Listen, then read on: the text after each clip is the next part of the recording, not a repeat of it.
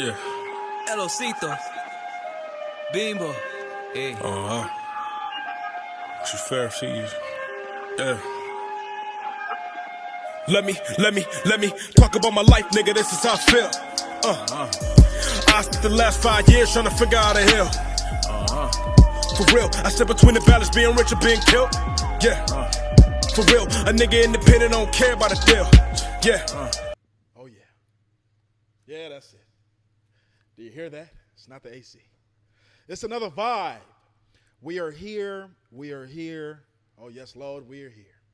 At the #1 podcast in the entire city of Los Angeles, that is the Unselfish Behavior Podcast. We take a great honor in sitting with individuals that we can learn from, sitting with individuals that got boots on the ground, got a mission in front of them, that's doing things that is bigger than themselves, that's impacting the community, people with a story. And oh Lord, do we have a story today? Oh Lord, do we have a legend in the building today? Yes, Lord, do we have a mogul in the building today? Hold on. Hello.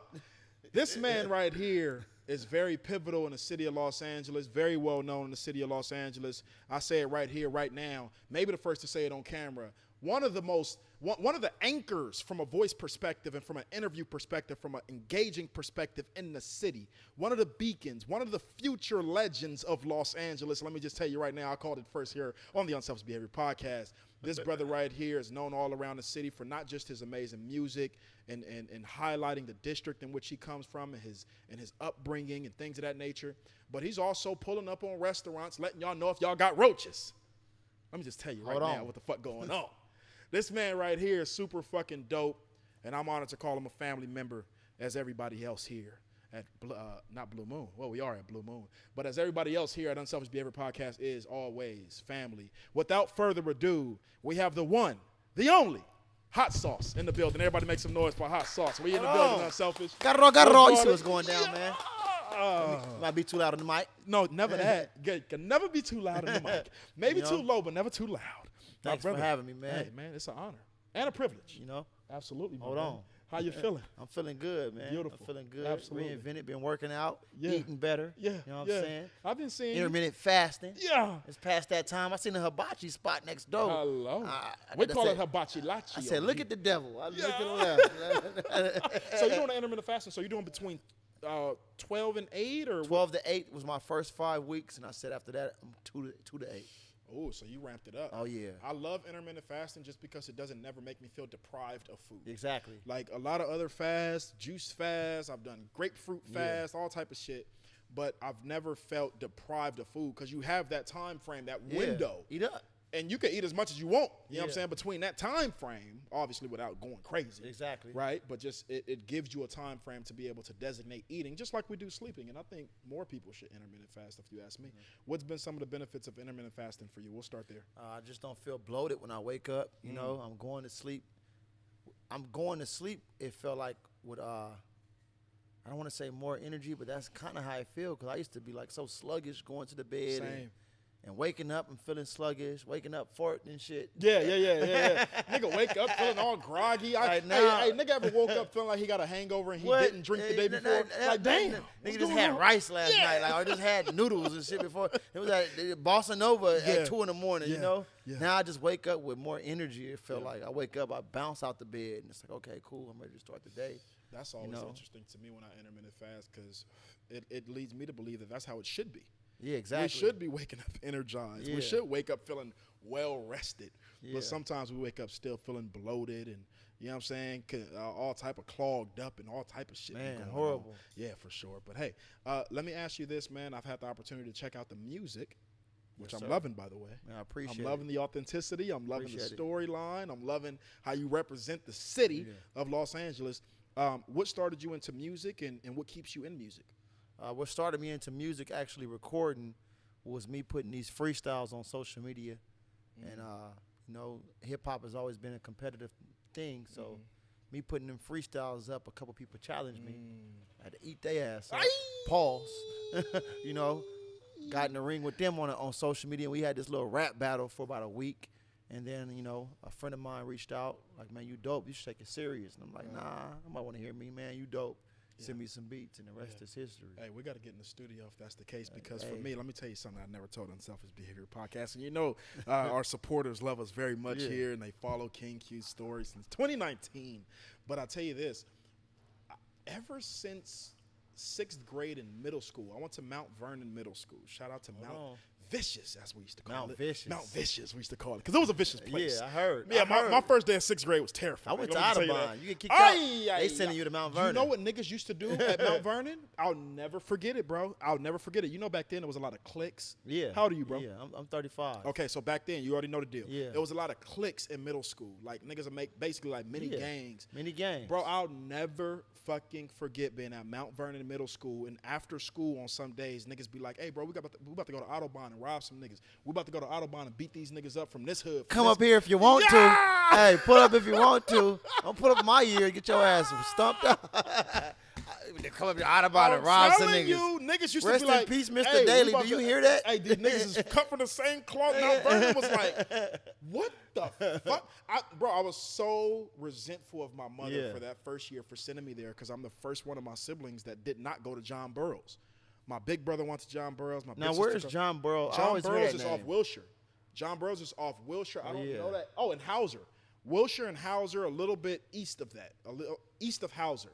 Yeah. Over there where Fat Burger is at on Wilshire. Okay, I know where that's at. You know where the La Brea Tar Pits is at? No, okay, it's over there in that area. That's one of the schools when you get kicked out of Audubon, like, pick your school. Yeah, for sure. Pick your school. For sure. Yeah, but, you know, Mount Vernon was. Mount Vernon was always the go-to. Mount Vernon was like, I'm seeing me walk into 6th grade right now at Mount Vernon. I don't give a fuck. Like, hey, I done heard a lot of stories about ruthless middle schools. Mount Vernon, nigga, you got it through there, boy.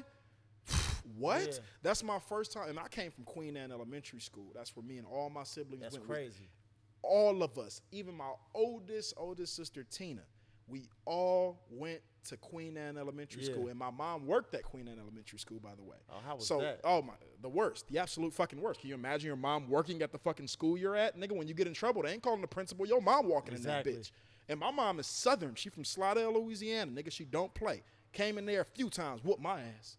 Hello. On campus, ass whooping. Nigga in front of the teacher. Drag me out. You'll see him after lunch.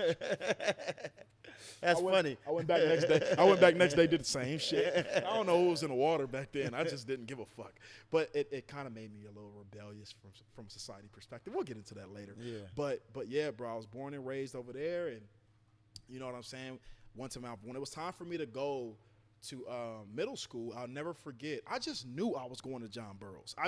It wasn't even a thought. All my siblings went. This is where you send us all. Like, we've always lived in Midtown my entire life. My mom still lives in Midtown to this day, across the street from, well, I can't tell you where my mom lives, but you know what I'm saying? I had to catch myself.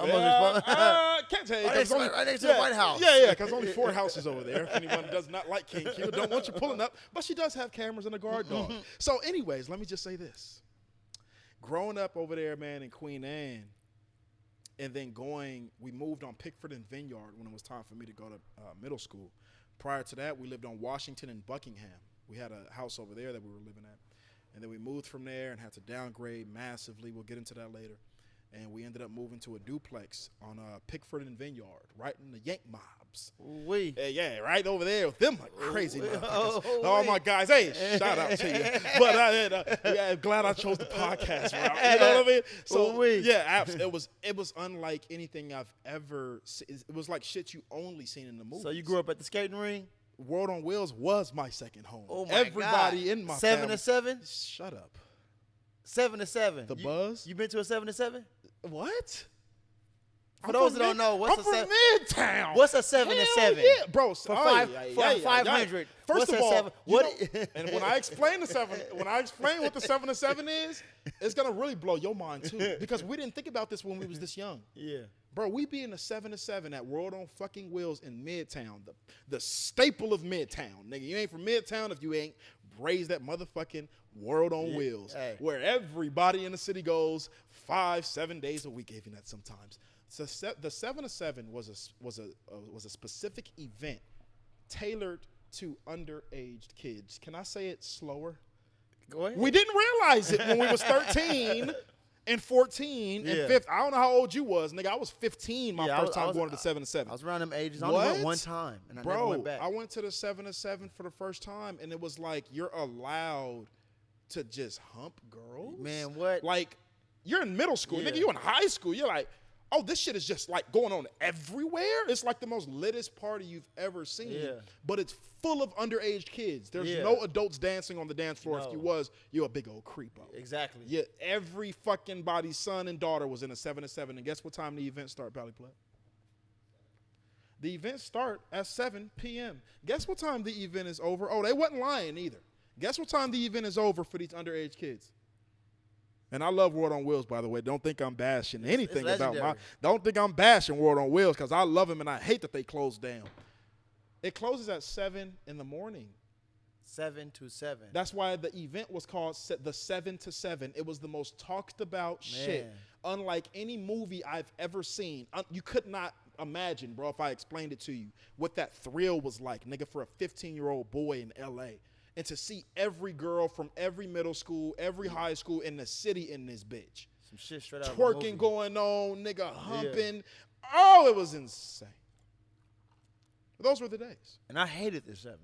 Why I was that? hated the 7. Why was that? Tell me why. I hated the 7. I hated the 7. I hated the 7. I swear to God, A I lot of hated people the did. 7. I was addicted to it. So I grew up in a community, the rival community of that community. Okay. I grew up in the jungles. Oh shit! And- What are you doing in the 7 to 7?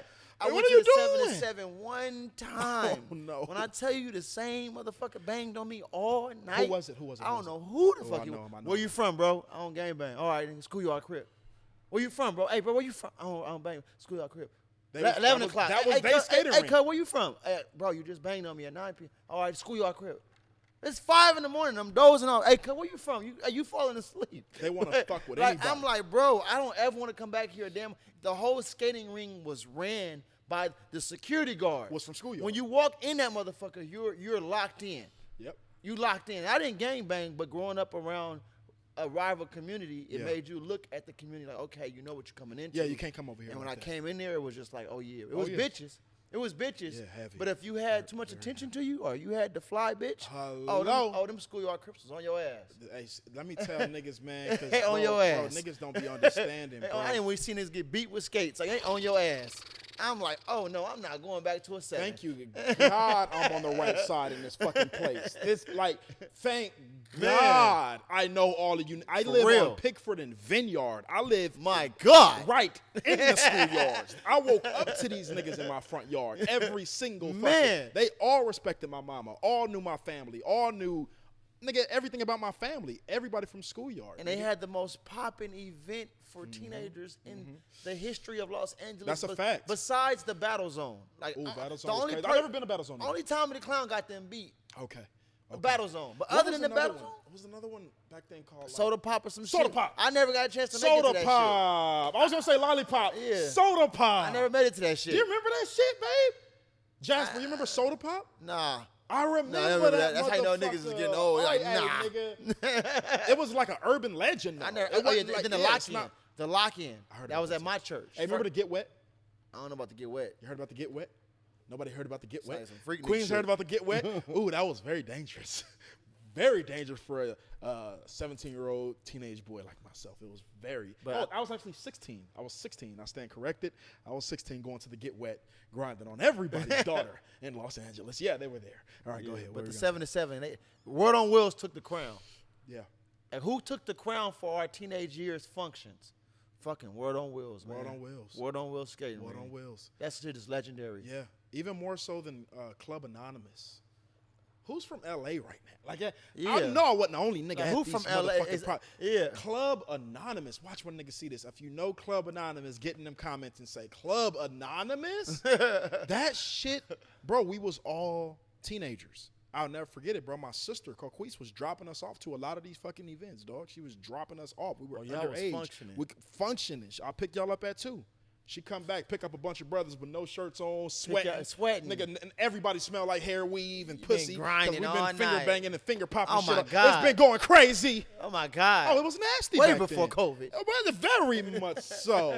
We're talking about 2006 2005, 2000. Yeah, I was 14 in 2005. We're talking about like 2006, 2007, 2008. That's crazy. When shit was insane, bruh. But anyways, Jesus Christ, I got to shift gears a little bit because now I'm all back thinking when I was a young buck.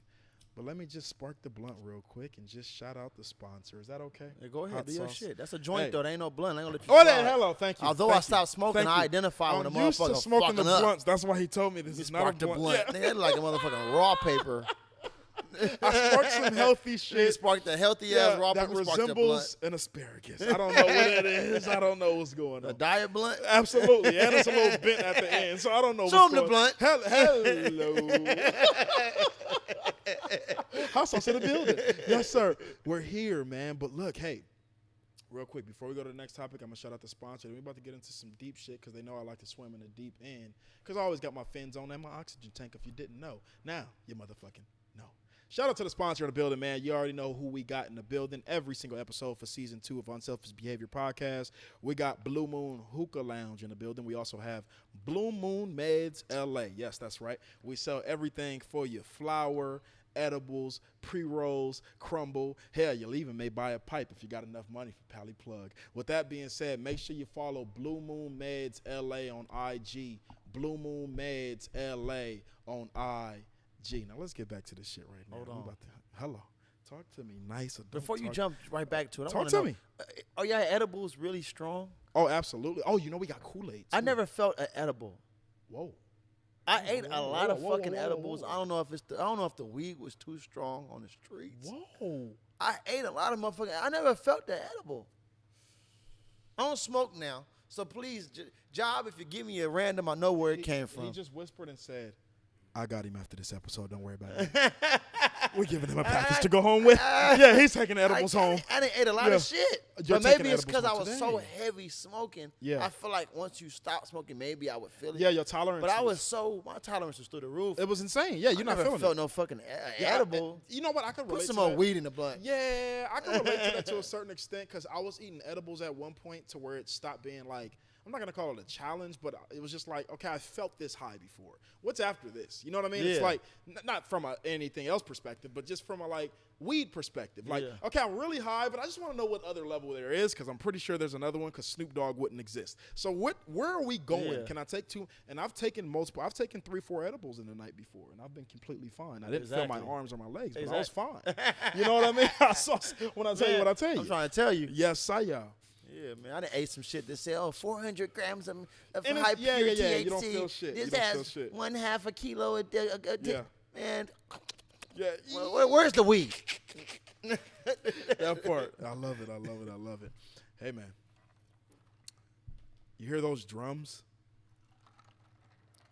It's like some African shit or something. There we go. There we go. I was hoping we heard the same thing. I was hoping we heard the same thing. You hear those drums? Thought I was in Wakanda right now. Hey, man. There's some shit going on in the city right now. It is. Ladies and gentlemen, there's some shit going on in the city right now. This is King Q reporting live from Unselfish Behavior Podcast. That is the #1 podcast in all of Los Angeles. We got Pally Plug, we got Simone, we got Danny, we got Jasper, and we got Hassan in the building right now. Ooh, that We're boy reporting good. live. We got breaking news from the city of Los Angeles. That is the #1 city in the world. New York, you're up next, but LA, we've got the crown. This is breaking news. I say breaking news. Right there. I need you to make it right there, Daddy. I see the breaking news. It's my time to flex. Yeah. Breaking news, breaking- Reporting live. Breaking news at channel UBP. That's Unselfish Behavior Podcast. I got a call from my brother the other day. Hold on. My brother Ace, who I love dearly. I've always wanted to be like him, by the way, my whole life. He's like the coolest nigga ever. We'll get into that later. All right, Ace. This nigga was like amazing, okay? Ace calls me the other day. He says, Q, what are you doing right now? I said, nothing. I'm just making a burger at my home, smoking a good hookah. What would you like? Sit down. Sit down. What do you mean sit down? No, I'm not sitting down. I'm making a burger. You didn't hear what the fuck I just said, nigga? Q, I need you to sit down now. This is breaking news. I go sit down. What the fuck is going on? I start thinking about my mom. Hey, everything all right? what's going on? Everybody cool? Everyone's alive? I ask him. He says, yes, everyone's fuck alive. died? Yeah, what's going on? Nigga, my died? big brother who never tells me to sit down is calling me and saying, Q, go sit the fuck down right now. I said, okay, what's going on? He said, yo, I just got off the phone with Benjamin. It's my first cousin. I just got off the phone with Benjamin, and he just told me some shit that blew my mind. Okay, what the fuck is going on, nigga? I don't know what the fuck is going on. Hey, Q, Benjamin just called me and said that if I ever heard of a guy named Hassan, and I said no. And then he told me that this guy named Hassan contacted me. This is my cousin Benjamin talking. Hey, this guy named Hassan contacted me through way of Ancestry.com and asked me if I knew about the Moors. That's my dad's last name, ladies and gentlemen. My brother says, okay, what the fuck else happened? He's like, yeah, that's my first cousins. That's my people.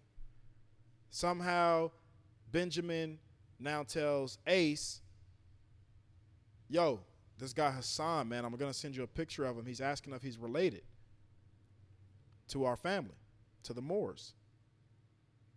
Ace gets the picture. His mouth drops down to the floor, he says. Like, this nigga looks like us. Okay? He sees that, and he tells Benjamin, yo, how much is the Ancestry shit, nigga? This nigga looks like our dad. He looks like our dad. This looks like one of my siblings. This looks like he looks like my little brother Q. That's me. You guys know me as King Q, but I am Q. That's even funny. I'm trying to be what I can, not what I can't. All right, so look. So yeah, so boom, boom, boom. So he like, okay, I'm gonna take the Ancestry shit, see how we connect it, whatever the case may be. In that meantime, while Ace takes the DNA test and waiting on his results for 2 weeks, Ace decides to contact Hassan via IG. That's Instagram. He hits up Hassan, says, yo, Benjamin, our cousin just called us and said you may be related to the family. I'm trying to introduce myself, see what time it is. What's going on? Hassan then begins to open up about his story, how he's been on a journey of looking for his father his whole life. My brother Ace, my blood brother, same mama, same daddy. My brother Ace says, okay. He goes into the story. Hassan begins to unravel that his mom was raised, I don't know if born, but was raised in Mid-City. And she battled with a certain addiction. Our dad was raised in Mid-City, who has also battled with it. Are y'all following my drift? Hassan then begins to open up more about his story. Things begin to align. Ace is like, yo, bro, while I'm on the phone, he told me to sit down. Yo, bro, I think this nigga's our brother. Hassan. What an African name. African last name. Hello. Begins to open up about the story. The motherfucking shit becomes so real. It's like I click on the nigga videos on his IG. What's your IG? Sauce 23 got it all. Got it all, got it all. Hold on. I understand. I say, oh, this nigga look just like me, nigga. This nigga. Tell him how I was going crazy on them videos, though. He must have heard like 2-3 verses. It was like, oh, yeah, that's him. I said, hey, yo, who is this nigga, man? Hey, this nigga's definitely related to us. Man, let me get loose. Hold on, man. Talk to the people, man. Hey, not only do the nigga look like us, the nigga built like us, and he talk like us. Hey, man. What's the fuck? So I say, oh, I'm on the phone bugging. Ask my queen. I'm on the phone. Hey, this nigga's our brother, bro. Hey, this nigga was connected to us. The nigga looked just like Pops. What are you talking about? Nigga, it's not even a question I'm telling him on the phone. He like, hey, bro, I'm going to still do the DNA shit because I want to be sure and I don't want to waste his time. I say, no problem. I respect it. I don't reject it. Just give me a call when it's effective. Man, you a cold preacher. Hello. It's in me. They know me. So he do that. He do the test. Ace called me, 2 days ago? Or yesterday or some shit? This my big brother, same mama, same daddy. Ace calls me 2 days ago, maybe a day ago. Hey, Q, the results is in for the DNA test on this guy named Hassan. The others know us. Hello. The tests are in. The results are in. Okay? What the fuck is going on? My heart is beating.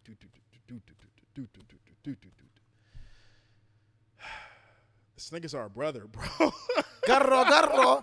Shemaine nigga hot sauce going up the right way and not the wrong way on a motherfucking podcast day. Hold on. Think I found a home, y'all. Think I found a home.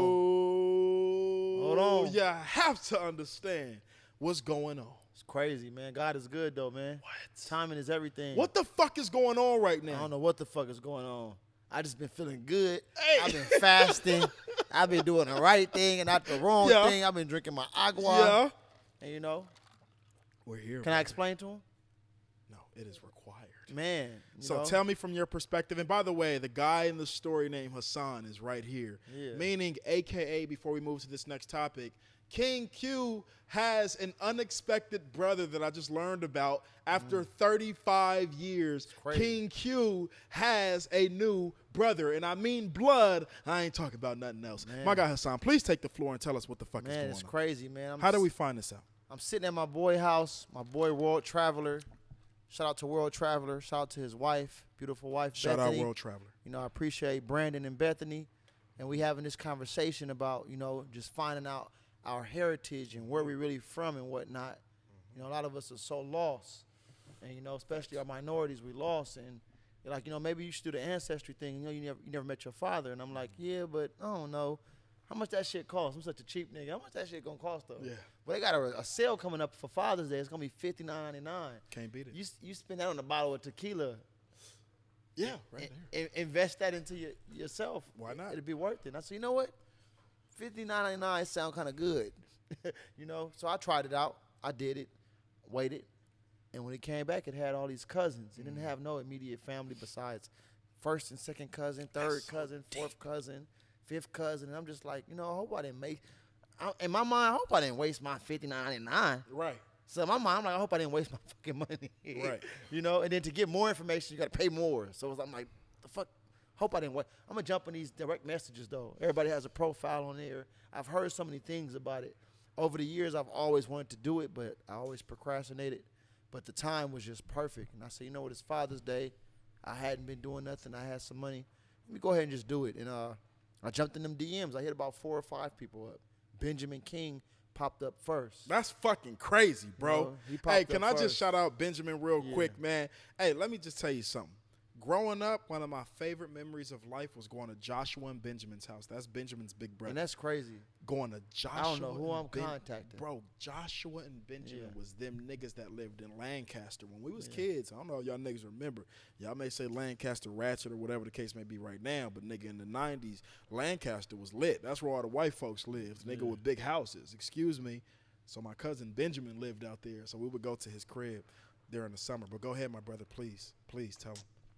Yeah, so I hit up Benjamin, and, you know, I told him my whole little story. I said, I poured my heart out in like 5 different DMs. Like, hey, my name is this, that, bop, bop, bop. I'm hitting them with left, right, uppercuts. I was born over here. Right. I never met my dad, and I didn't pay for this shit. Can you help me? Help a nigga out. Help Help me. my investment.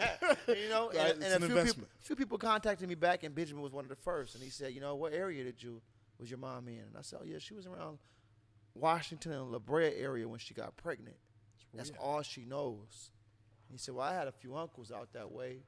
A couple of them are still there. I'll contact them and get back to you.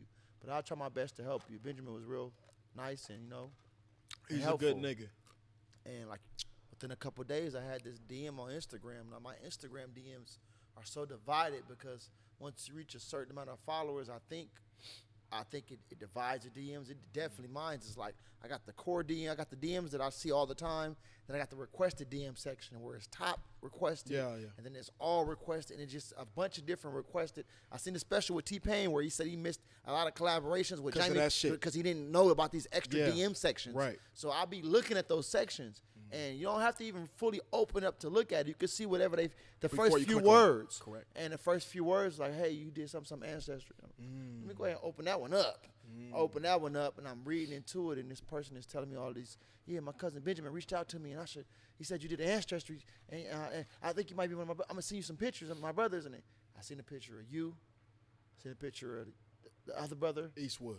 Eastwood, Yep. and I was like, damn. As soon as I seen you and him, now for me personally, as soon as I seen Eastwood, I don't know if it was the way he was positioned. Yeah. or what, but it was like to the. And then you was Shout out look- Vic Eastwood, man. I know he know? waiting on the episode. He asked about you it know, tonight. Shout out Eastwood Vic was Eastwood. sitting to the deuce. side. You was looking up. Yeah. And I sent it to a few people, and they're like, man, you look like the tall one, which was you. Everybody said, you like the tall one. They said the tall You one. the tall one. Right there. And you had this old cool-ass look on, and they like, man, that tall one look like you, Sauce. You might need to look. And so, Ace was just like, man, I think it might be a link. Your search might be over. And my mind was still kind of like, I don't know. Are you sure? He's like, man, I'm telling you, man, but I'm going to do the kit. I'm ordering one right now. And, so the next few weeks, Ace and me, we exchanged numbers. And Ace been very talkative. Yeah, Ace is great.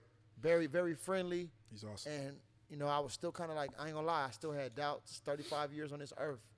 So I didn't know where it was going. Right. And, after 4 or 5 weeks of waiting for those results, they came in a couple days ago. And Eastwood hit me. I'm driving my little bus route. I get to the last stop. I usually get to the last. This is God. I get to the last stop. I would have seen it regardless, but I get to my last stop. I usually hop right on the freeway because I got to pull in the bus from Hollywood back to the division to get to my car. So I get to my last route. I work for MTA. Shout out Metro. And something told me to jump out the seat real quick. I popped the emergency brake, put it in neutral, jump out the seat, grab my phone, stretch my legs. And Eastwood like, hey, Ace tell you we brothers? And I'm like, yeah, he told me. Whatever. Because he already told me that. So I'm thinking he was telling me about some shit he already told me. Right. And then I look, and I got text messages from Ace, and it's like 9 of them with a bunch of photos. Come on. And I open it up, and it's just screenshots. And the first screenshot was the ancestry results. Yeah. Where it linked us. Yeah. And the percentages was through the roof. Now, Yeah. these other percentages with Benjamin, it had like 700 or 800%. With Ace, it was 1,400%. And a friend of mine had just told me how on Ancestry, it listed 2 cousins as 14% that ended up being siblings. So when I seen me and Ace was 14%, instantly I was like, hold on.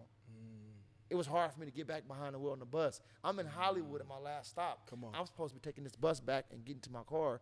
I had to sit there for a minute. I'm texting Ace back. I'm texting Eastwood back. And it just was crazy. So that whole drive back to that division, mind you, I'm out of Carson. My division is in Carson. I'm in Hollywood. That whole drive back was just like a daydream. It was a twilight zone. I couldn't wait to get to my phone. It was anxiousness. It was nervousness. It was all type of emotions I never felt. I didn't know if to be excited. I don't know if it was fake. I don't know if somebody playing me right now. I don't know if it's a joke. I don't know if it's a hoax. I've been rapping and doing this music. I don't know if somebody playing. I just like a billion thoughts is going to my head, but I'm racing. But at the same time, driving safely. Metro. Absolutely. Seatbelt was on and all So I'm that. driving safely, Yeah, he was all but right. my mind was going through a lot. Yeah. And I got there, returned that bus, and jumped in my car and just went back to my phone. And I'm reading it, and I'm reading the screenshots. And I hit up Ace instantly, and it's just like, man, it came back that he was half brother based on the percentages and the results, And so I was just like, damn. And, from here we are. Of course, I sent that straight to my mom. And my mom, she hasn't been all super excited about it because it's like I'm digging skeletons in her closet. So she never really was excited about me opening up the conversation about who is my father because she was in the streets, she had an addiction, and she just felt like, I don't know, and I don't want you to force yourself on people that you don't even know what you're doing. She don't know about DNA. She don't know about social media. She don't know about Twitter. It's a different type of talk. So in her mind, you opening up this can of worms that, Papa, be careful. Yeah. She called me Papa. That's my family name, Nice. Papa, be careful. You don't know who you're going to meet. You meeting strangers. She watched a lot of those shows where people getting killed in First 48 and snapped. Yeah. You've been doing this rap shit. Yeah. Just be careful. I don't know. I don't think you should trust it so fast. And, you know, my gut feeling said, I trust it. I ain't scared of shit. That's right. You know, who gonna fuck, what the fuck you want to be related to me so much for? I ain't got shit. You I know, love so fuck you want to be related to me so much That's for? right. I'm telling you, I'm telling you, hey, I'm a lost soul. Yeah, and you yeah, saying, yeah, oh, right. we brothers, we Yeah, brothers. facts, So I'm like, facts. nigga, you must We actually got the be a same brother. struggle, yeah. Fuck you want to be related to me so much? I ain't got shit for you. You feel me? So that was just like, you know, No mom's, settlements, no you know, nothing. Mom's wasn't too enthusiastic about it, but I had to break down to her DNA. To moms, people are getting released from jail because Absolutely. DNA is proven they were not. 1,000%. People are getting convicted to life in prison because of DNA. So it's this thing, these 3 letters called DNA that you can't get away from. Whether this man looks like me or not, whether you believe it or not, the DNA says, You can't question that. you know, and here we are. Here we are. And come to find out, you're the little brother I am. of Ace. I am the little and brother you're of my Ace. baby brother. So got it all. I just met my baby brother on the podcast at Blue Moon downtown. I've been coming down here for years. I've been at the Velasco We in the Theater. building. I always knew about this Let's spot. go. I didn't know that was my little brother's spot. And here we are, going up the right way, not the wrong way, on a motherfucking podcast day. Can I take a drink? And the nigga smokes weed. This is the best fucking day of my life. I'm sorry. I The know I nigga have smokes children. weed. This is absolutely fucking Like, it's phenomenal. crazy. Do you understand? And it's not just you and Ace. Oh, It's you, man. Ace. He's what is 3 brothers, 2 sisters. What, how you pronounce? Is it Coquise? Coquise. Coquise. She's the best, by the way. Keisha? Keisha's the It's like, best. Hey, you have the this shit best is fucking crazy. sisters, brother. This They're shit is amazing. crazy. Yeah, This shit for is sure. crazy, you know? Crazy. My mom still on she's still on eggshells about it, but I have to kind of like zone out when it comes to her because, you know, understand. I don't know if it's just black parents or parents in general, but they have this thing where they shoot down your dream. Parents, a lot of times, is the first people to shoot down your dreams. That's a fact. You know, you run to your mom, like, hey, Mom, guess what, Mom? I just got invited to this. Oh, don't go over there. They shoot that up. Hey, Mom, I just got this new job. Oh, you sure? They crashing planes. Hey, Mom, I got this talent. Oh, you want to sing? You know, homeless people sing for money. So my mom has I hope always y'all had that listen. kind of spirit. And so I came out with experienced this news, and she just wasn't really, like, supportive of it, and it almost broke my spirit. But I have to know, like, you lived your life. Let me live mine. I'm gonna try to keep you up on date. But if I keep you up to date and you shoot me down, I'm gonna have to probably just like ignore you. Absolutely. And tunnel vision out because Absolutely. this is my story, not yours. This is your. I was just about to say that. This story belongs to you, yeah. not for nobody else. And as in a beautiful story, it is because I had the beautiful pleasure, my brother. I'm so happy right now. Yeah. I'm so full of joy, bro. Genuinely in my spirit and my heart, I'm so full of joy because this is the definition of abundance. Yeah. Having more than you need. Man, I got gifted a new brother at 31. shit is crazy. Who the fuck get them type of bonus points? Man. The nigga ain't in prison. Never He been to out prison. here. He has gifts. He has talents. He's on a mission. He has children. He has what? That is an extreme blessing for me. Man. I can't speak for nobody else. It's a blessing to me, brother. And Thank hey, you. I can't wait, bro. I just can't wait to Man, create the memories and the stories and, you know, host you and show you around, you know, different people I know and environments and just, man, pour into you, my brother. And all of you guys For have been sure. so welcoming. So that's a plus for me because This is it could have been amazing. the opposite way. You know, my last name is Nigerian. My mom dealt with Africans when I was born. So, you know, the African man who last name I carry, he wasn't a nice dude. I reached out to him years later because he did teach me how to tie my shoes. That man did teach me how to take the training wheels off and pedal. I bust my nose on my lip at Hoover and Adams Park. That memory is in my head from that man taking me to that park without the training wheels. And me coming home showing my mom, look, I can ride the bike now without the training wheels, Mom. He taught me. And I reached out to that man years later, and he didn't want nothing to do with me. Wow. I'm not your father. Change your name. Your mom just want money. I'm like, sir, my mom don't even know I'm contacting you. You know, I understood his frustration, but I kept it cool. And, you know, I explained to him my situation. But once we were done talking, he was just like, okay, have a nice life. I'm not your father. Change the name. So, you know, it's just crazy. So to reach out to you guys or for you guys to reach out to me and to be so welcoming, it's like a breath of fresh air, you know? Absolutely, brother. So I appreciate it. I appreciate you, man. Yeah, I off love top. you as well. Yeah, love you too, man. Absolutely, man. I'm so happy. Take me to the beginning. Beginning. Take me to the beginning when you were a young boy and you had questions about who your father was. When you grew up in an environment, and for those of you who don't know, that I've spoken openly about this, at times it feels like every episode I've ever recorded, everybody knows this.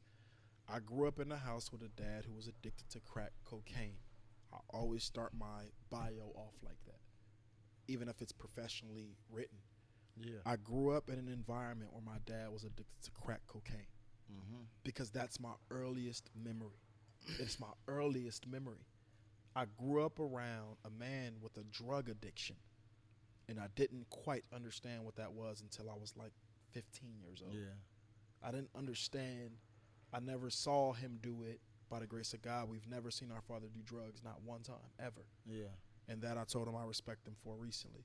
You've never allowed yourself to be like that in front of us. We don't even know till this day what that looks like. Yeah. But we always knew when Pops is gone for a week and he come back and he arguing with Mom. Look how kids create meanings to these traumas. This is me, bro, at 5, 6, 7, 8 years old, 9, my entire childhood. Damn, Dad just left. He's been gone for a week or two. He comes back. He argues with Mom. After he argues with Mom, he drinks more. He cooks either breakfast, lunch, or dinner. He goes in the room. He goes to sleep. He wakes up. He goes to work. When he gets off work, he comes back to the house. He ignores Mom. They don't speak to each other for a week. The first person that talks to each other is because they had to have a meeting with somebody, a mediator in the congregation. I grew up Jehovah's Witness. They had to literally intervene and tell these two adults to speak to each other. Because I grew up in a house to where they beefed regularly over our father's addiction. I grew up in a very chaotic and traumatizing environment at times. I know my mother will watch this and say, oh my God, he's making it seem like he's had the worst life. No, I'm just giving you my perspective from one side. Yeah. Right now, I'm focused on trauma. That'll be a whole nother segment for me to focus on all the luxurious and amazing experiences that I remember that I had the most fun in. But right now, it's about highlighting that side that we as humans tend to run from.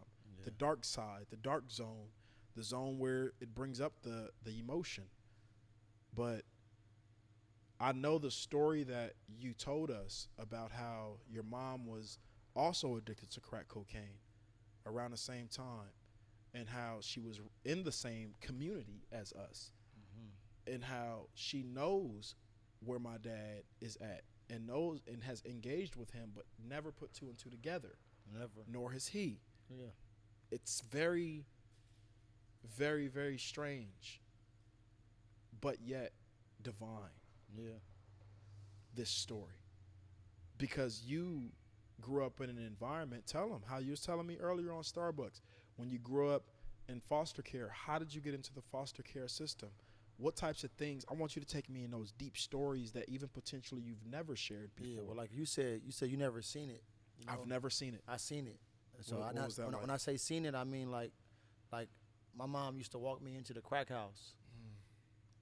I done been in the crack house and seen teenagers serve my mama dope. I done been times where I've watched, my mom have sex with tricks. Wow. Turn your head, Papa.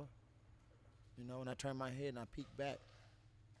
And she don't remember what I seen. And she don't want me to speak on this type of stuff, but I remember that shit. You feel me? I look back and you literally having sex with a man while I'm right here at the corner of the street with my head turned. I done been in situations where I found the crack. I done found the pipes. I've peeked in doors while you're smoking. And you don't remember those times, but I remember peeking in a door and sitting there watching you put a fire to the pipe. And then you come out looking through the blinds, and I know you're high. So now I'm jumping on the bed. I'm doing all the things in the house that you normally tell me not to do and will whip my ass for, but I know now you're letting it slide because you're high. And she would be mad because I'm speaking on those things, but those are memories I have. I would know my mama was high because now I could jump on the bed and do backflips. You're looking through the blinds. Who you looking for? Nobody's here but us, Mom. You're high right now. And it got to a point where I started to be disrespectful to her. when I was about like maybe 3rd or 4th grade. My sister's father. That early. Yeah, my sister's father was around. He was around me since I was about 5 years old. So my sister's father was around years before she was even born. And he was the only father figure I had. And he did a lot for me from a man standpoint. You know, he hustled his whole life. And I hadn't seen him use a drug or be on drugs until years later. But my earliest memories, he was always the hustler. And when he was around, shit was good. Shit was peaches and cream. And when she had this addiction, she would run him off. And I would get mad because you're running off that. You're running off what makes our household peaceful. I relate to that. You know, I started going off on her. One day I went off on her in the car. I'll never forget. I went off on her in the car. And he checked me. He was like, don't ever go off on your mama. I probably even tried to hit her. I was in the back seat. And I was like third grade or something like that. We was on Jefferson and Arlington. And we was passing by the West Side Lone Pawn Shop. I still remember it vividly. And something happened when she was picking with him. I know she had a bad day. And he was talking about leaving or some shit like that. When he get back home, he gonna leave. And I went off on her in the car. And I said all type of disrespectful shit. And he checked me right there in the car. Don't ever disrespect your mama. You respect your mama at all times, because I'll whoop your ass. Don't disrespect your mama. And mind you, she disrespecting him. And he stood up for her in that moment. But, you know, I was so frustrated, you know. And eventually he did leave. But, like you saying you didn't see it, I seen it firsthand. I woke up to nobody. I went to sleep to nobody at times. Now, it wasn't 100% always like this, but it was plenty of times when it was like this, where I've seen my mama have bad episodes. Tell me about one of those. I want to know, like, one of those scenarios, and I think it's important to highlight, right? What is, like, for example, what is one of the craziest things you've seen with your eyes as a young dude, man? Like, just the suicidal attempts, you know. The suicidal attempts. I remember I had on whose part? on her part. Your mom. Gotcha. Yeah, her part. No problem. You know, popped a bunch of pills and tried to off herself, and it didn't work. And that's the first time they took me from her and put me in a foster home. I was like in 1st grade, you know, and she was going through a bad times. And it's back when she probably don't even remember all of this, but it's back when the county checks. And everybody got EBT cards now, so your money comes to your EBT card. Yeah. But back then, it came to a paper check in the mail, and she got her check, first of the month check, and she would always have me go to the mailbox. Ever since I could remember, I used to be sent to the mailbox to see if the check here. Top of the month, Papa, go to the mailbox, see if my check here. And every time I go to the mailbox and open it up and that check not there, it would break my heart, because I know when I come back in the house, we're not about to have a good moment. But then there was times when the check was there. We about to have a good moment. So you made two and two. We're going to go cash that check. We're going to go to swap meet. Yep. We're going to go over here. Yep. You know, she might even get high later on. Yep. But before she got high, she got me a super soaker. I got a little shit to play with before she dropped me off at the friend house around the corner. I just knew when it was the good times, when she had what she needed. But when she didn't have what she needed, it was different. So this one day the check came. I went in there, came back to her, check here. And we in the community, and she was going back and forth with a dude, and guess she was trying to get some drugs. And she told him she was going to go cash her check, and showed him. And he snatched the check and ran down the street and took off running. And she tried to run after him. I'm running behind her. You remember that shit? I never forget it.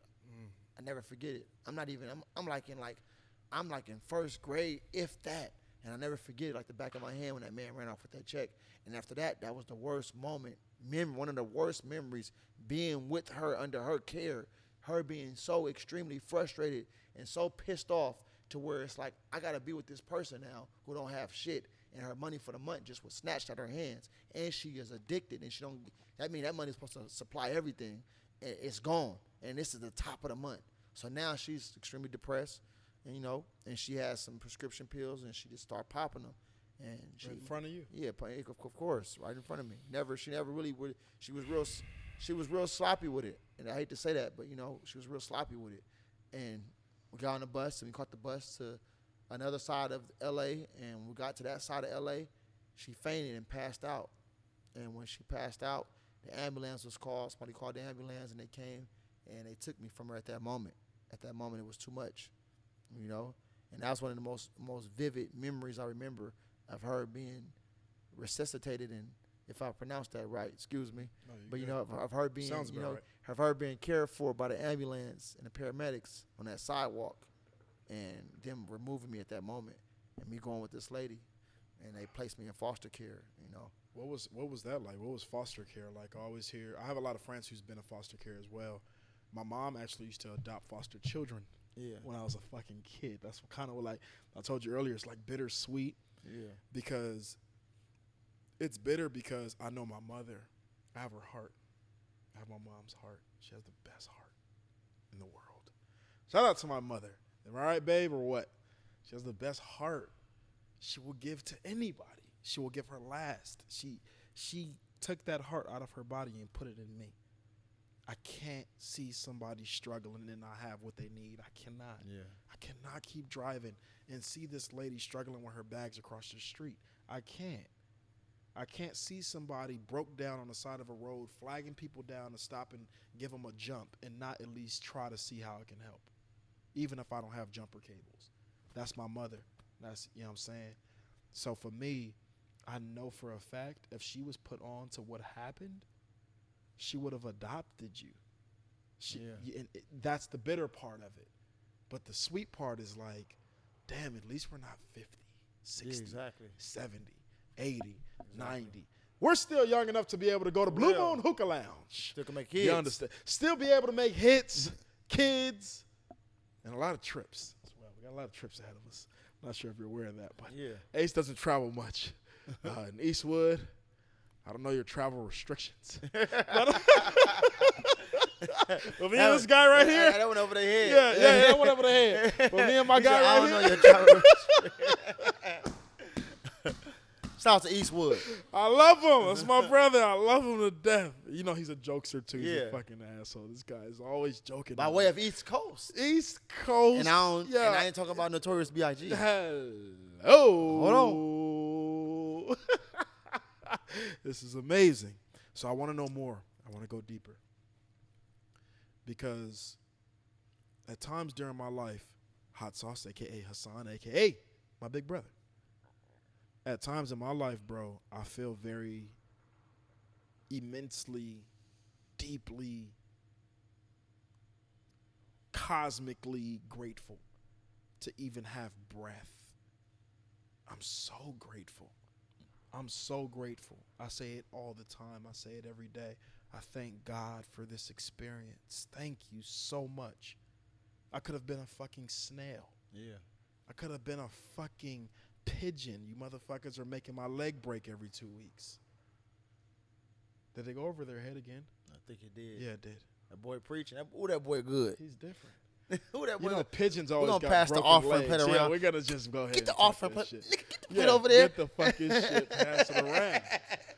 But I say that to say this. We could have been anything. But God chose to give Hassan a beautiful story of Instead, we niggas. And he gave us niggas. I'm just playing. Hello. Instead, Come on. I hear you. I'm with you. I'm vibing with it. I get it. I completely get it. Man. But your story. Yeah. I was telling my queen on my way here, I said, man, this guy's story is a movie. It's crazy. It is a movie. We're not even in it yet. Nah, we're gonna get in it. Much, man. Yeah, like we're about to get in it. So much. But this guy's story, she said, I said this guy needs producers and directors. For and real. People need to be lining up for this. This man's story is amazing. I need to be able to watch this on Hulu or Netflix or something. Reach out. We put it in the university, gives it back to us all the time. It never declines. I say this, Hassan. She says, Q, if you called the movie a name based off the information you know, what would the movie be called? And I said, Triumph. Triumph. Without even hesitation. How do you spell that for 500? T-R-I-M-U-P-H. That's one of them words. No, fuck you, Jasper. For $1 million, all you have to do is spell triumph. Let me try again. T-R-O-M-T-H. T-R-I-U-M-P-H.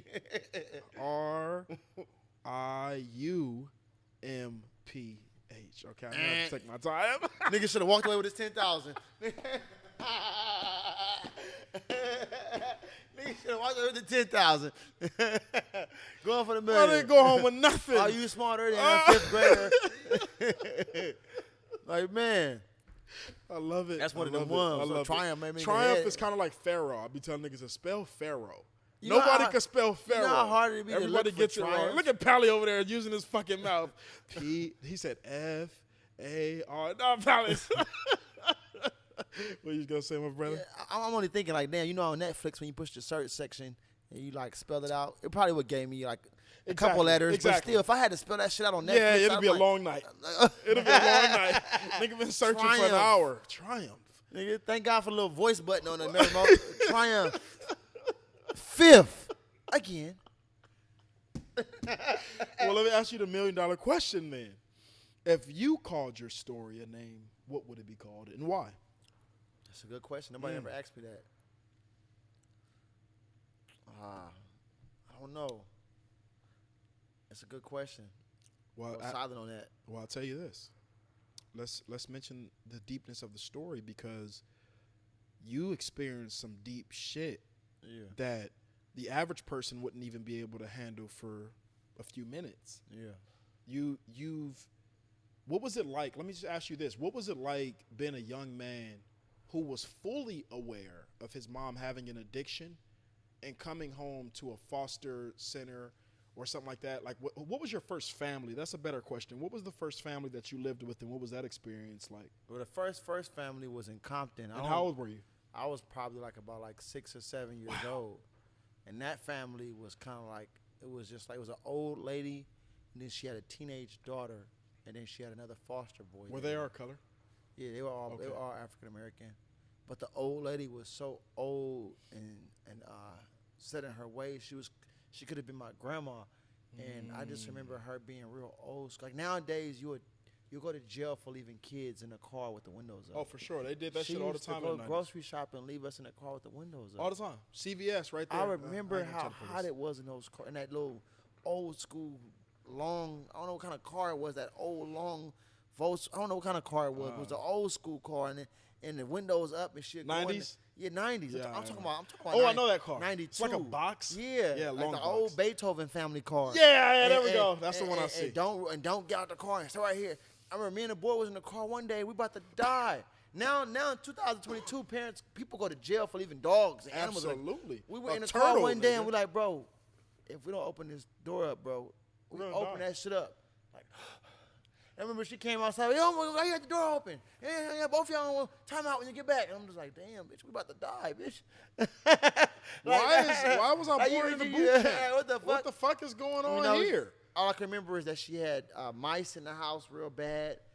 You know, Was it mice or rats? Because I can't say it was mice. They the same thing to me. A mice is a rubber. Yeah, I don't like mice any is of a them. mini They snitch. move too fast. I don't want it. That's a mini snitch. Whoa, watch it. Whoa to the left. Is it a Whoa, mice or a to, I rat? don't want no mice. They both right will get here. your Yeah, life. Oh, there's another one. They both- Yeah, I don't need no problems with that. But man, I just remember like at nighttime they would come out in the kitchen and I had this bunk bed. We had a bunk bed in our bedroom and the doorway faced the kitchen. I just remember looking at the ground and I would look at the ground and the edges of the kitchen and you see movement. And I'd be spooked. And one night I woke up and I'll never forget, one was like on the corner of the edge of the bed. And I woke up and I seen it literally was on the bunk. I'm on the top bunk. It's on the edge. And I woke up and when I say I was screaming at the top of my lungs. How? And to this day I'm Tell us terrified how. of How are mice. you screaming? I can't tell you Ah! how. I tell you how that shit was like, nah, you gotta go to Michael Jackson level with that. What the Like, fuck? man, Oh, why- I just seen it. why- Tell them that it's human Oh, nature. no. No. Oh, I thought it was one Man, there. You know, and so Fuck.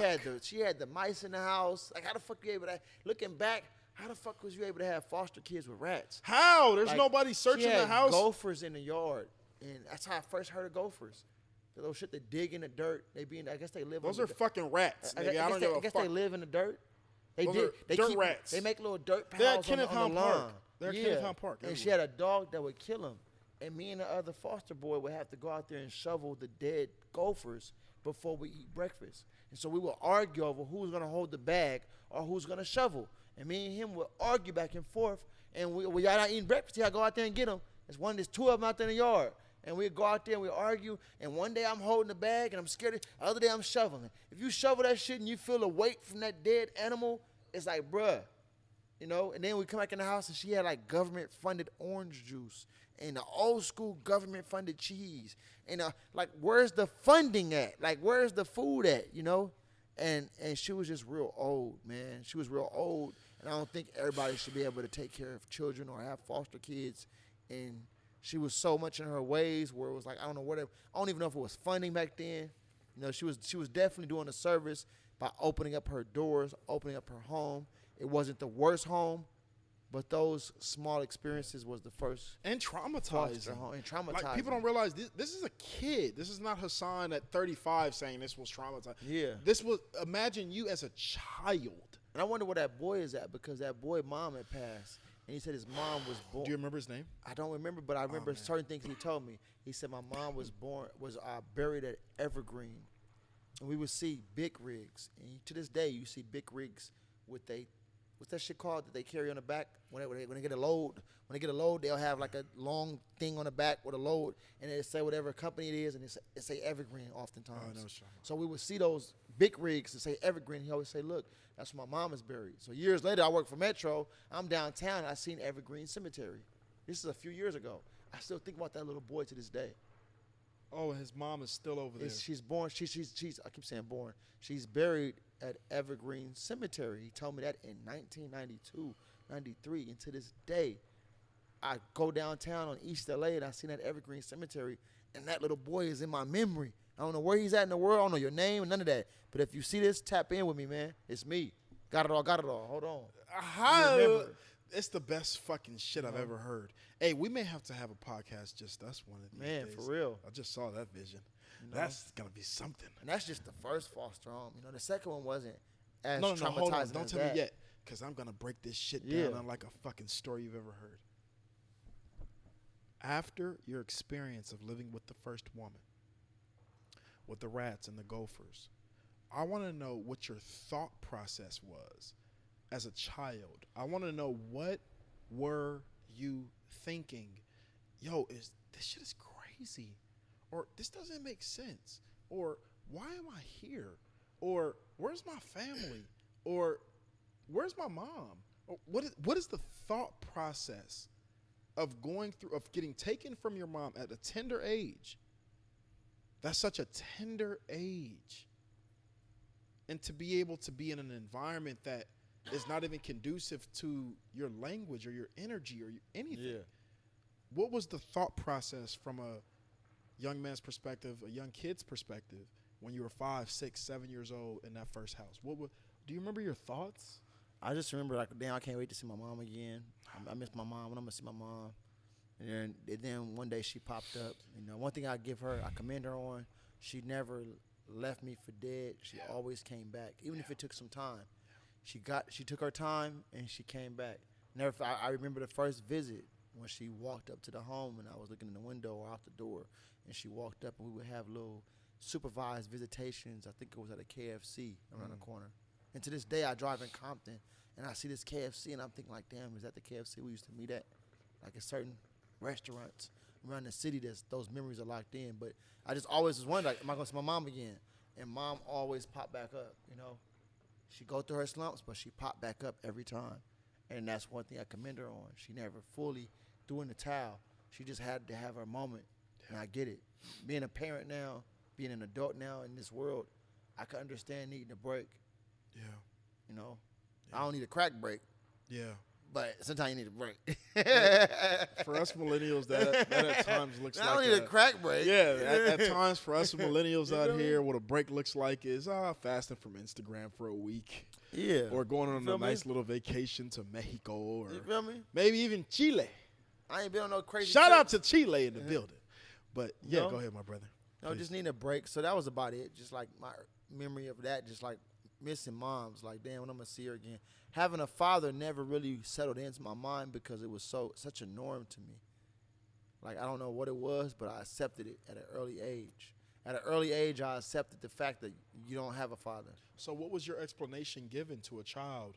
What was your mom saying when you would ask about, yo, where's my dad? Did you She ever made it ask plain that? Yeah, all the time.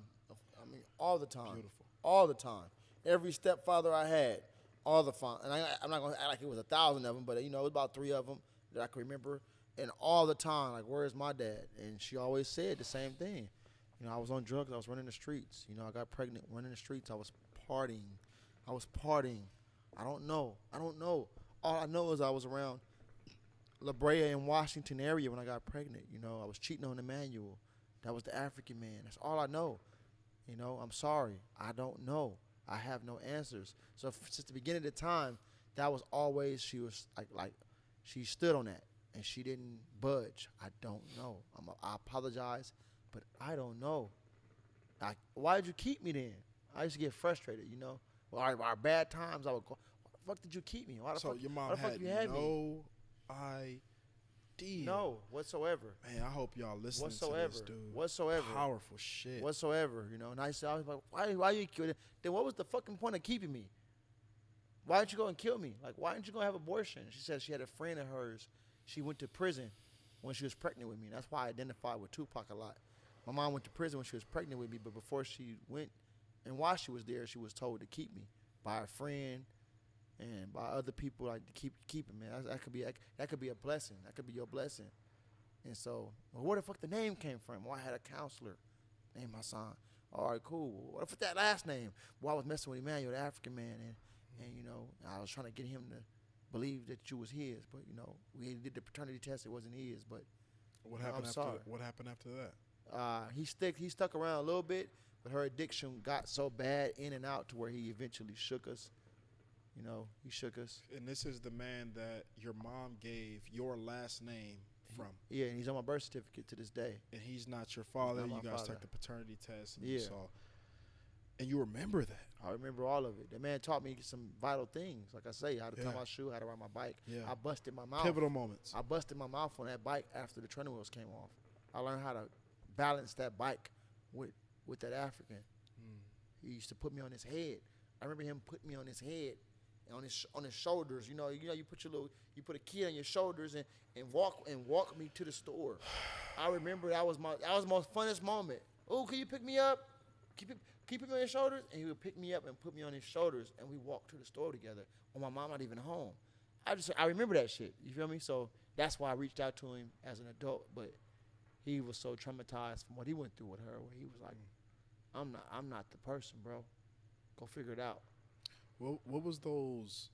I want to know, like, what was it like coming home from school? Do you have a story of a time to where you remember yourself coming home from school, particularly, and like your mom, you don't even know where she's at? Did you have any of those type of traumatic stories, or Yeah, plenty of those. what was that like? Tell me about your first memory of like you coming home and like, what am I doing? Where's my mother? And what was going through your head? Yeah, it probably had to be like around probably third grade, somewhere around third grade probably, or probably even before then. Well, I couldn't say before then because we lived in the back. You know, third or fourth grade, I would say, because my sister was born. I was in fourth grade.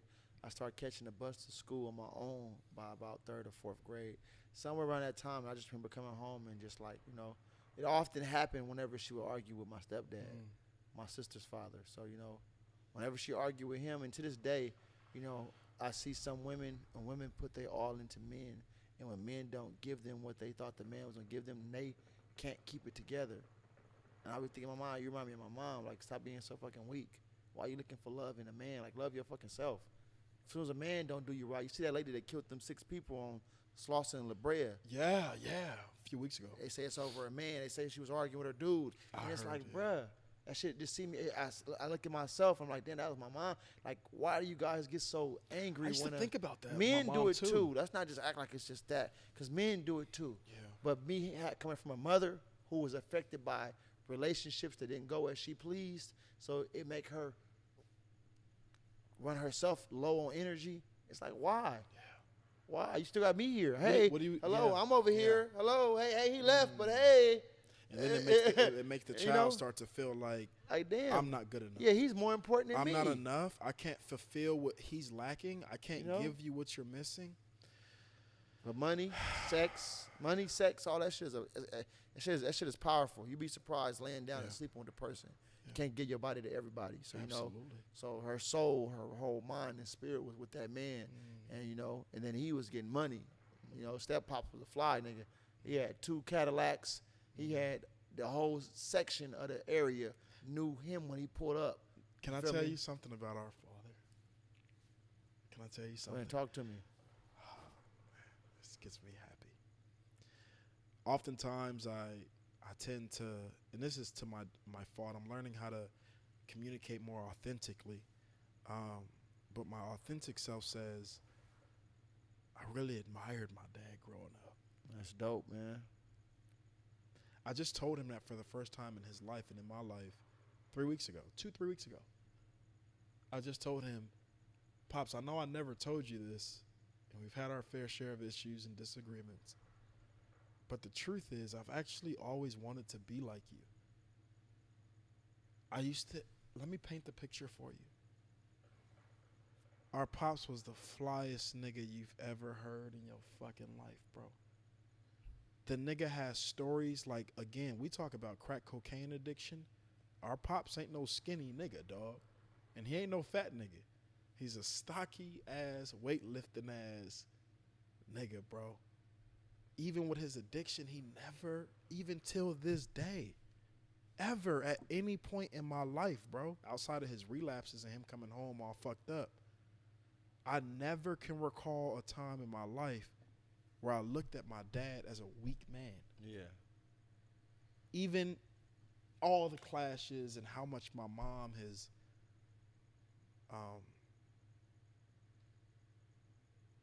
at times really like drilled in our minds without us having much control over it. My mom drilled in our minds. And I love my mother. She's amazing. But my mother drilled in our minds to the deepest capacity you could imagine that my dad is a bad guy. Mm-hmm. From as early as I can ever remember being alive, I didn't know what was going on. I'm 4 years old. I'm 5 years old. I'm 6. I'm 7. My whole life, I remember these memories. But it was always his fault. It was always his problem, his addiction. He's the villain. He's the this. So I grew up with that. It's like second nature looking at my dad. You were always the villain to me. You were never but the truth of the matter is, outside of my mother's influence, I've always looked at my dad like the flyest, coldest motherfucker you've ever seen, dog. Pops will buy $50, $60, $70, and this was a lot back then, I guess, because he used to always equate himself to The Rock. Mind you, Pops is stocky. This is where we get our size from. This is natural. Niggas look at us and be like, oh, you play sports. Oh, you box. Oh, you play football. Nigga, no, I don't even lift weights. This is literally, I'm built like my father. He's like this naturally. So keep in mind, I grew up in a very like masculine, you know what I'm saying, pump that motherfucking iron, nigga, in the backyard. My dad in the back making all them noises, nigga. Hurt, hurt, hurt, hurt, hurt. Nigga, like, that's Pops in the backyard getting to it. You go out there, nigga, he got 3 plates on each side. Nigga, he get up, nigga, all stocky and built. So mind you, he was very scary and intimidating to me, but I also really, I wanted to be like that. I was a skinny little big head nigga. And he'd have me and Ace in the backyard. I'll never forget this on Buckingham. I had to be maybe 5th grade or something. But I remember myself in the backyard lifting weights with me, Ace, and our Pops. And he telling us, this how you do a curl. You move your arm all the way out like this. You go up slow. You don't want to go up too fast because it's not going to focus on the muscle. This is our Pops. That I had all these stories about, that this guy's a bad guy. This guy doesn't love you guys. This guy's a villain. I choose to remember those moments. Yeah. To where it was like, he didn't have to do that. He came in, showed us how to make a protein shake. He drink his protein shake. He go upstairs. He shower. He had a long ass, what they call a shag. You know what a shag is? I be clowning niggas. Okay, yeah. Pop's got a shag, big dog. Till this day, I swear to God, till this day, our Pops has a shag. Not the He's shag. had a shag my entire existence on planet Earth. My dad has had the coldest shags, but now he older in age, so all this is missing, but he's still holding on to the little, you know what I'm saying, long hair right there. So my dad grew up in like the Prince era, the Morris Day era, the fly niggas. Like, nigga, we the fly niggas that go to the club, nigga, and bag everybody bitch with Jerry curls. Everybody knows some type of mixed martial arts. Everybody got cold-ass suits on with Stacey Adams and gold watches and gold rings and come up in this bitch with a few Cadillacs in the front and bag your bitch. Yeah, that was Pops. We grew up with them stories of him giving that story to me and Ace like that. He would paint this picture of like, man, we go inside the club and we see him dressed like that. My dad never, ever, ever, ever, not one time in my entire life, relapsed without looking fly. We knew that was time to relapse when he started dressing up and leaving. That's when we started to put 2 and 2 together. My dad gonna do 2 things when he know he want to relapse. The first thing he gonna do is cook for my mother. It's either gonna be barbecue or red beans and rice. I'm talking Southern style. Once you see my dad, and he was off every Thursday and Sunday, I'll never forget. He was off every Sunday and every Thursday. He was off 5 days. He was worked 5 days a week at Rouse. And I started to like look at it like, this nigga's like a superhero. Look at this nigga, dog. Oh, let me not forget what he smelled like. You can all Google right now. I'll never forget it since I was a little boy. My dad smells like gray flannel cologne. It came in a nice, expensive little fucking gray case. The logo is in black. It says gray flannel. He'd spray that shit. The whole room would smell like gray flannel cologne. The whole hallway, gray flannel cologne. You see the flyest motherfucking nigga, bro, you ever seen in your life walk out that motherfucking room. His energy demanded respect. That's the spirit we got in us. His energy, without him ever having to speak, and he wasn't no speaker. The nigga energy alone is like respectable. Oh, that nigga right there, somebody. He come out, nigga, with I'm talking a gold ring, fat as fuck, on every finger, nigga, even the thumb. He come out, nigga, iced up, nice ass Stacey Adams suit on with some black and white Stacey Adams on, smelling like gray flannel, slick ass, slick back hair, all juicy and shit. Nigga pull out, nigga, got the Cadillac outside, close that shit. You hear some Prince bumping in the front, nigga, in the car. What's flyer than that? I'm 5 years old. That's my dad. This nigga hard. So when he came back from doing whatever he did, that's the only time in my life I've ever seen him at his vulnerable sides. When he leave fly and come back all tore up. Mm-hmm. Hey, where does Stacey Adams shoot? I'll never forget these memories. Yeah. Where the shoes? Where's the rings? Why is my mom in the back yelling at him with the door closed about why he sold all his jewelry again? What's going on? What is he doing? Where's he going? Is he pawning his stuff? Yeah. What's going on? I don't know. I'm 7. I'm 8 years old. I don't know what the fuck dad is doing when he leaves. But it instilled a spirit in me of gratitude. I wouldn't change nothing about the story. Even meeting you at 30, everything that has happened to me has happened for me. Even my deepest pain, it's happened for me. I wouldn't be this version that you're talking to. I wouldn't trade this version in for nobody's version. Yeah. Even your top celebrity, I'd stay this guy. Yeah, that nigga sound like an inspirational speaker. No, seriously, I love this guy. Hey, this guy, I'm telling you, this guy. Hey, this is King Q. This guy is from Mid-City. On what podcast? This guy, Unselfish podcast. That is the #1 podcast in telemarketing 101 of Los Angeles. You know, I did telemarketing for 4 years. That's who taught me how to talk. Hey, I tell niggas all the time. Hey, King Q used to be doing telemarketing. I had scripts for fucking farmers insurance. It's like a rapper. ITT.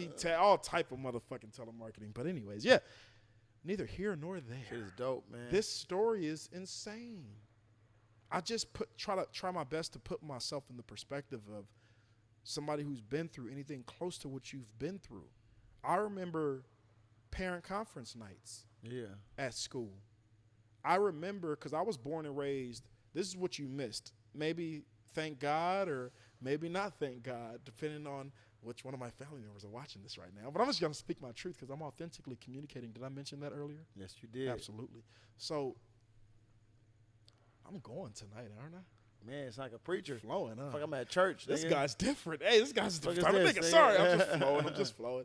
Thought he plugs here. He has no hairline, but he's Q Baptist. All right, look, let me. Stop talking about Q Baptist, Third Missionary Baptist.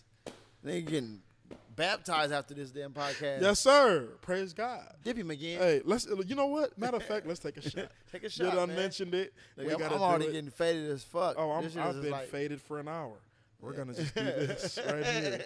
We have a lot of fun here. for real. We have a lot of fun. Anybody else want a shot Unselfish Behavior Podcast? What's the name of this podcast again? Unselfish Behavior Podcast. That is the number one. I'm actually thinking all show. What do you think of? I got to hit the blunt. Hold on. Everybody ask some powerful shit. What do you think of? Yeah. It's one of those. It's a powerful ass question about to come. It's one of those. What do you think about this idea of your life being written and you choosing it prior to you coming down here? Someone's told me that before. It's written and me choosing it? Yeah. So in the spirit realm, and visualize it like you're at a vending machine, and you're in the spirit world. Let's just say it's not hypothetical. I don't know if this is true, but it kind of gives you different experiences that you can choose from. And I picked the hot Cheetos. Yeah. See what I'm saying? I picked the Rice Krispie Yeah. treat. But the only thing that it's showing you are journeys. Yeah. And you pick the journey that you want. Sometimes we've been here for thousands, even millions of years, and we don't even know it because we don't recall it. Our memory gets wiped every time, and we come down here and we don't remember we've been What here. they call it, multiple- reincarnation? Yeah. I believe in that shit. I seriously do. Because think about that. Like, just imagine, I don't know, I could be completely fucking wrong. I'm okay with that. But imagine it like a vending machine, and like you see different journeys that you can select. Not from a human perspective, but you're in the spiritual realm, so you really can't even experience it, or I can't even really see what that would look like, but we can just be creative. And you pick what journey you want. And the journey you select is the one that you've already surrendered to. That's why everyone's life mission is just to surrender to what is. You cannot drive upstream and win. Nobody. No matter how much money you got, no matter where you was born, what your ethnicity is, you cannot swim upstream and win. You have to surrender to the current. You have to surrender to what life has for you. Even if it's millions, even if it's fame, you have to surrender to it. How many people are famous right now that don't want to be? Exactly. There's my point exactly. So we may look at things like they're glamorous, but the person that we're glamorizing is looking at us like our life is glamorous. That's why you have the stories of Aladdin and Jasmine. She lives in the palace. He's a poor guy down here stealing bread. I would like to see what that's like, and he's looking to say, I would like to see what that's like. That's us. But imagine if you can select your journey and you can select your experience and you come down unknowing of that.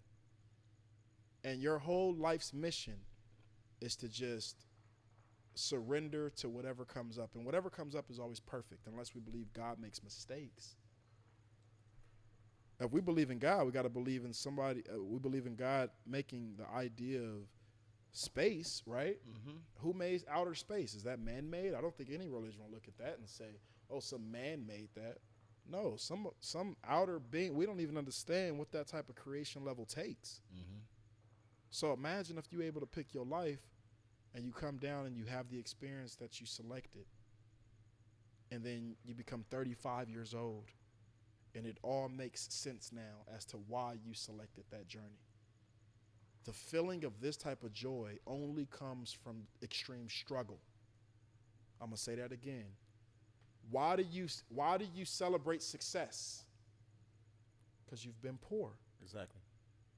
Why do you celebrate when you just bought a brand new car? Because you've never had one. Why do you celebrate about getting all these bitches? Hello. Because you're not used to having them. You're not used to having bitches.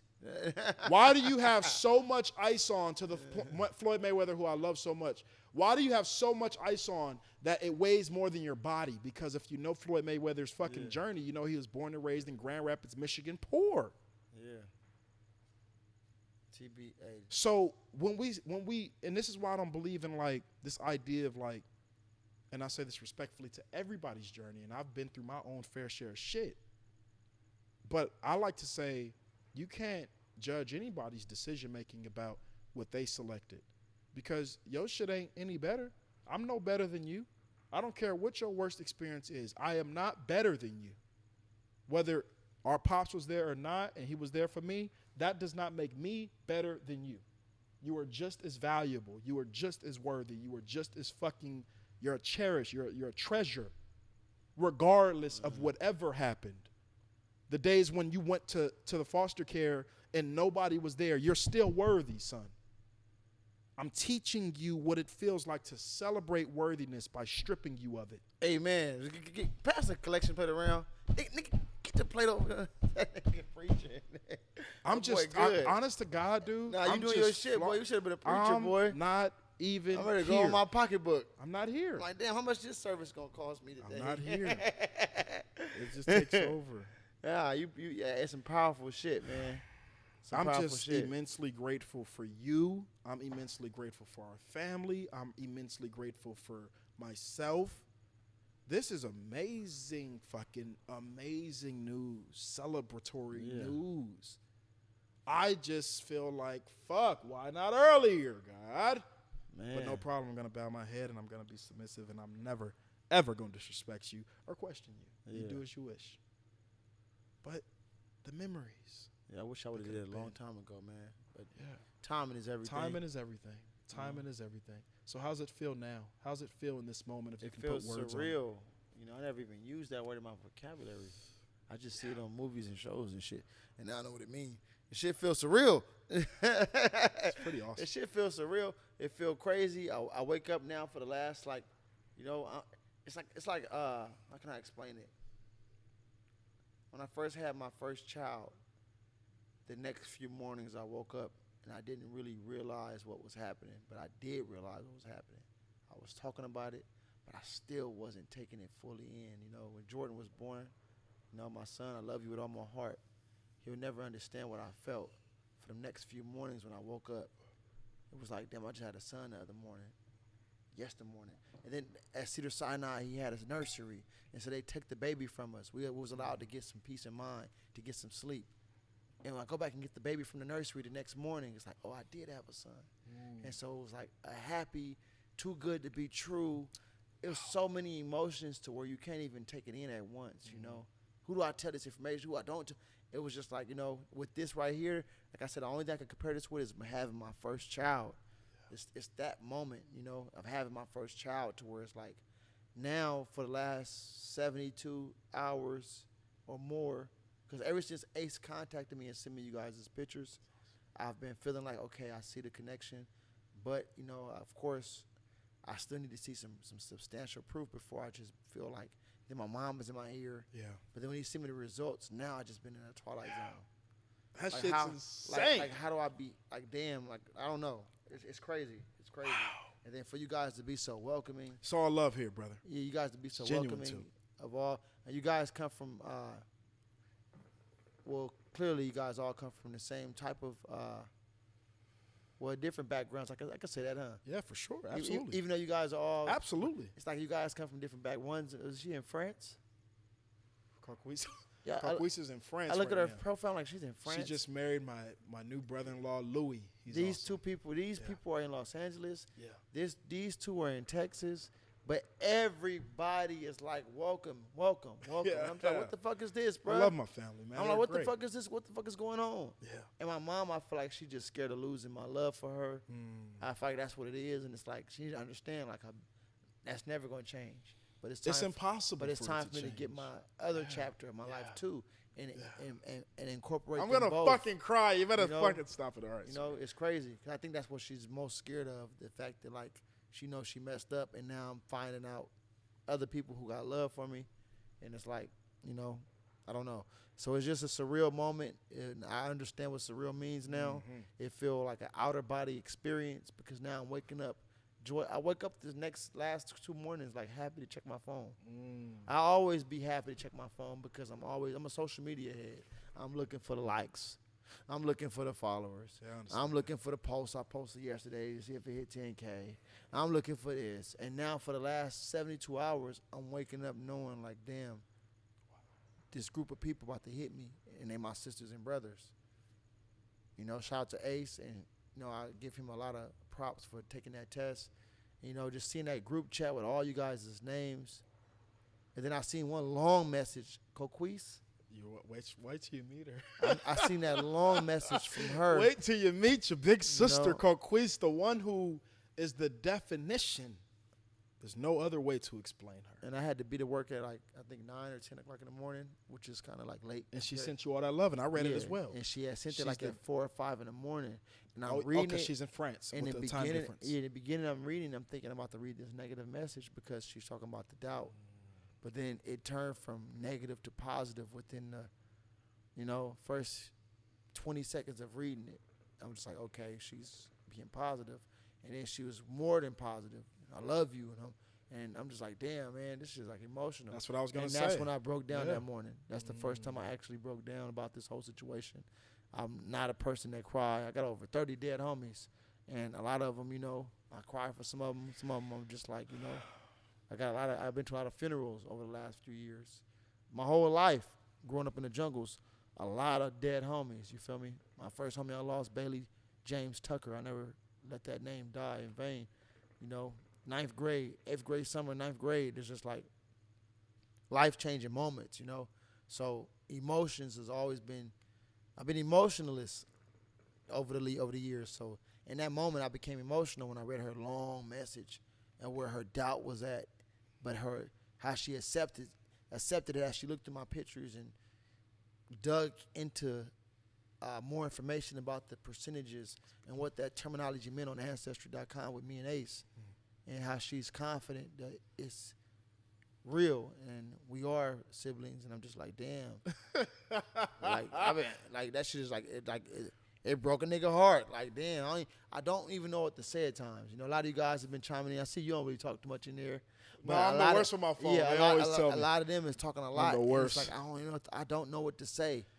I don't want to look disrespectful because I'm so happy I found everybody. But like, what can I even say?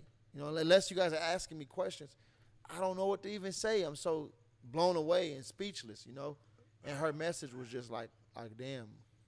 And then I get my message from my mom. Oh, and the daddy needs to be tested.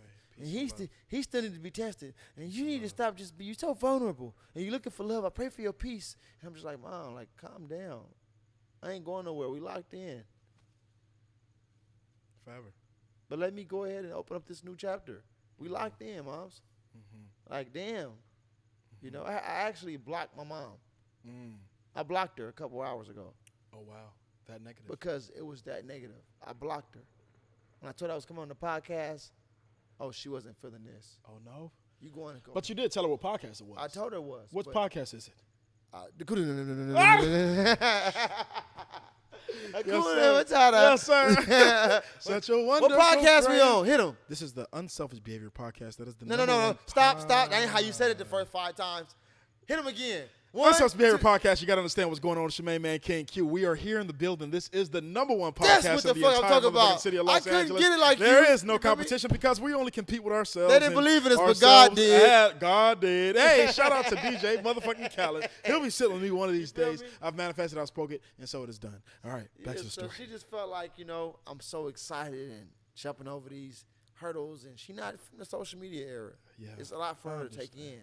And so I just had to block her because every time I told her some positive news, it's like, damn, nigga, you heartbreaking. You tearing me down, Yeah, Mom. what's going on? I try to give her an example Support from Sister your Act boy. 2. Remember Sister Act?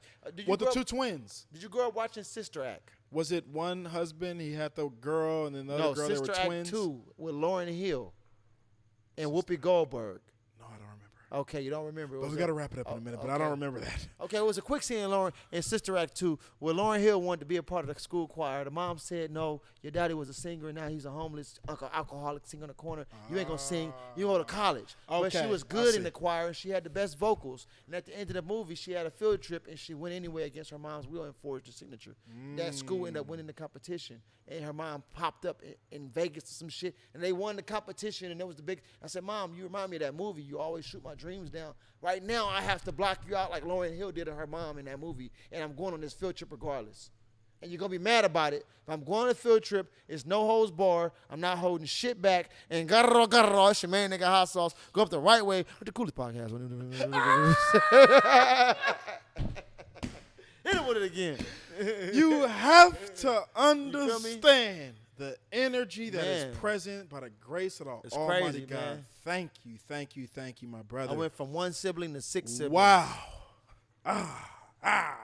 And it's the coolest motherfuckers you ever met in your entire existence. It's really like you got. And let me add, my You're mom, like, when I fuck, showed my these guys mom are the great. picture of Pops, she was like, I see this man all the time. He working, I see him, that's crazy. I see him all the time. And he don't speak that much. He used to kind of speak, but now I see him, he kind of be standoffish. And I was wondering what was wrong with that man because I would see him and he'd be so helpful in the store. And then they don't know each other, but she just says she know exactly where he work at. She see the man and she just like, be careful, Papa, because you don't want him to shut down. I don't want that to happen. Hey, man, I got my own gas money, Jack. Hey, I ain't on Section 8.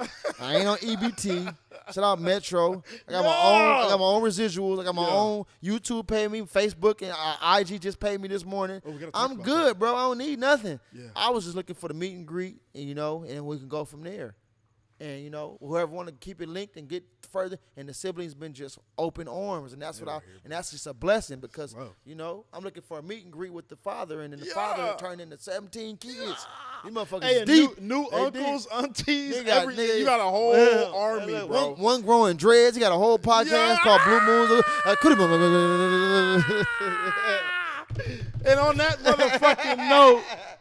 motherfucking note, my brother. Hey, man. My brother, Hey, not man. my brother. Hold on. My brother. Hey, man, it's Talk all to love, me. man. Talk to me. I appreciate you, man. Seriously. Yes, You sir. feel me? I could have been anywhere in Yes, the world, sir. but I came to the Pootie Club. Yeah, say That is the Unselfish Behavior Podcast, the #1 podcast in the entire Oh, that city. boy If you good. did not know, then now you motherfucking know. It's your main man, King Q. It's my main brother, Hot Sauce in the motherfucking building. Got it all. You got to understand what's going on. You got Danny in the building, you got Jasper in the building, you got Pally Plug in the building. You know you got the queen in the building Good tonight. pressure. She got by the name of Simone. Hey, this is Shout good out pressure. to the family. Shout out to Ace. Shout out to Coquise. Shout out to Keisha. Shout out to Chris. Eastwood. We love you all. Unselfish Behavior Podcast. We out. Hold on. You know what it is, Ziv on the beat, yeah. Legendary level, yeah.